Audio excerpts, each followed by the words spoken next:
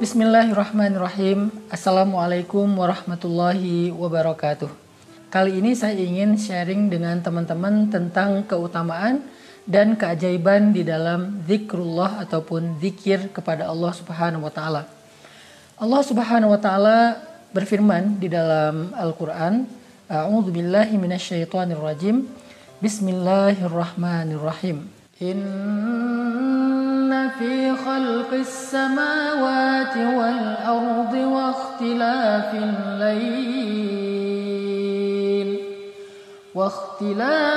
layli wan nahari la ayatin liulil albab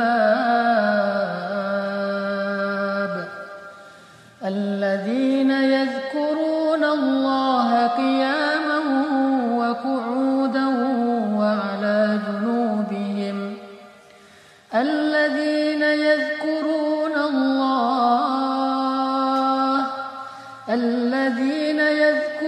الله قياما وقعودا وعلى جنوبهم. Di dalam ayat tersebut Allah Subhanahu wa taala menjelaskan tentang ciri orang-orang yang cerdas atau disebut dengan istilah ulul albab.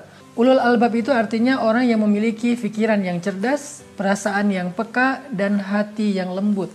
Sehingga Allah Subhanahu wa taala memberikan mereka gelar dengan nama ulul albab. Nah, apa ciri-ciri orang yang ulul albab ini? Orang yang peka, orang yang hatinya halus atau lembut, orang yang pikirannya cerdas ataupun brilian. Siapa mereka? Apa ciri-ciri mereka? Ternyata salah satu di antara ciri-ciri mereka adalah yadhkurunallah. Mereka selalu mengingat Allah. Selalu mengingat Allah yang Allah istilahkan dalam keadaan qiyaman wa qu'udan wa 'ala junubihim.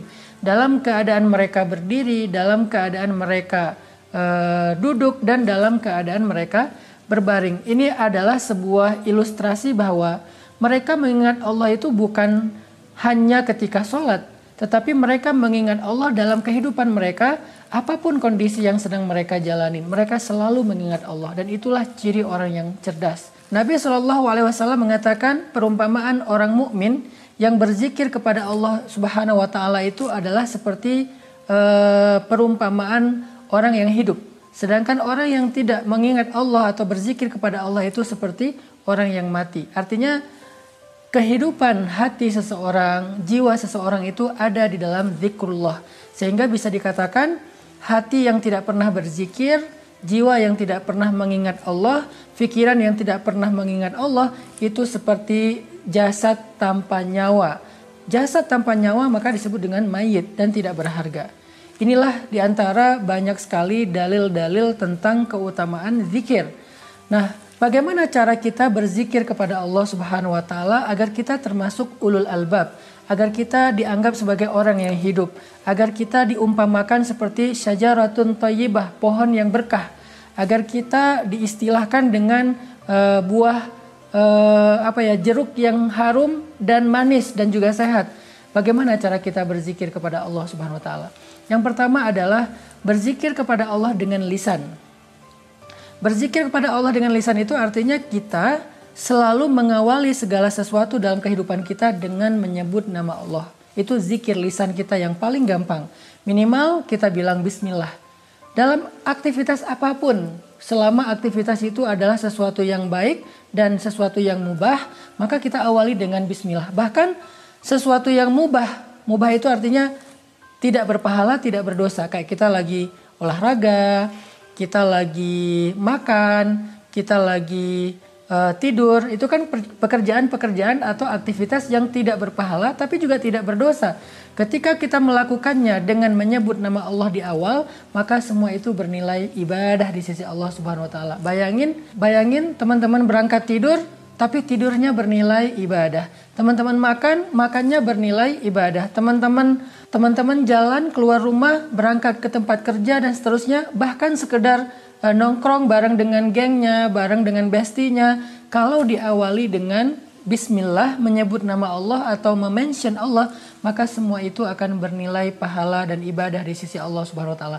Itulah kenapa zikir adalah sesuatu yang sangat berharga, dan zikir itu nggak terlalu sulit sebetulnya. Kalau kita memahami betapa banyak zikir-zikir yang ringan tetapi bernilai kebaikan yang sangat besar di sisi Allah Subhanahu wa taala. Salah satunya adalah zikir dengan menyebut bismillah di awal setiap aktivitas kita. Kemudian kita juga bisa zikir lisan dengan cara menyebut nama Allah dalam hal-hal yang lain selain mengawali sebuah aktivitas. Misalnya ketika kita takjub melihat sesuatu, kita mengatakan Masya Allah, kita katakan Subhanallah. Ketika kita dalam keadaan lemah, kita bilang La haula wa la quwata illa billah. Ketika kita ngerasa sendiri, kita bilang Hasbiyallah wa ni'mal wakil. Ketika kita gelisah atau ketika kita merasa nggak nyaman, kita katakan A'udzubillahi minasyaitonirrajim. Banyak lagi kalimat-kalimat yang di dalamnya ada nama Allah, maka itu bermakna zikir. Dan kata Nabi, segala sesuatu yang di dalamnya ada nama Allah, maka Allah akan berikan keberkahan dan kebaikan. Ini adalah contoh-contoh dari zikir lisan. Nanti ada lagi zikir lisan yang ringan tetapi besar sekali pahalanya di sisi Allah. Kata Nabi, kalimatan khafifatan alal lisan, saqilatan fil mizan, habibatan ilar rahman. Ada dua kalimat yang diucapkan dengan lisan itu ringan banget, tetapi dia sangat berat timbangan kebaikan atau pahalanya di sisi Allah, dan juga sangat dicintai Allah kalimat ini. Apa dia? Subhanallahi wa bihamdih, subhanallahil azim. Jadi teman-teman, sehari sekali aja subhanallahi wa bihamdih, subhanallahil azim itu udah luar biasa, bisa memberatkan timbangan kebaikan kita dalam satu hari itu loh.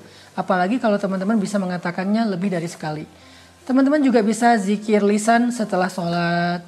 La ilaha illallah, kemudian subhanallah, alhamdulillah, Allahu akbar 33 kali, dibiasain after sholat. Ini semuanya adalah bentuk zikrullah yang bernilai kebaikannya luar biasa, dan juga bukan sekedar pahala kebaikan di akhirat, tetapi juga berbentuk keberkahan dan kebaikan dalam kehidupan kita di dunia. Yang kedua, setelah kita berzikir dengan lisan, ada juga varian zikir hati atau zikir qalbu. Gimana sih zikir hati ini? Allah Subhanahu wa taala berfirman, Alladzina idza dzukirallah wajilat qulubuhum. Orang yang kalau ingat Allah, hati mereka jadi bergetar. Nah, ini hatinya yang bergetar, gimana cara kita berzikir dengan hati sampai hati kita bergetar?